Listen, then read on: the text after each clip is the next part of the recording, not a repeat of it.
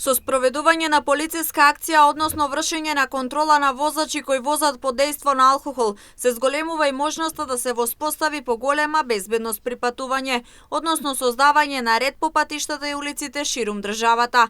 Секторот за внатрешни работи Штип подолг временски период спроведува вакви контроли врз различни основи со цел, со санкција да ги потикне возачите да возат одговорно со почитување на патната сигнализација, поставената брзина, како и да не се вози под дејство на алкохол и дрога. Не е дозволено управување на моторно возило без возачка дозвола, технички неисправно возило или нерегистрирано возило. Последната спроведена акција е контрола на возачи кои возат под дејство на алкохол. Впрочем, на последниот ден од јануари, на 31 во периодот од 17 часот до 23 часот, на подрачјето на секторот за внатрешни работи Штип, била спроведена акцијска контрола на возачи кои управуваат возила под дејство на алкохол.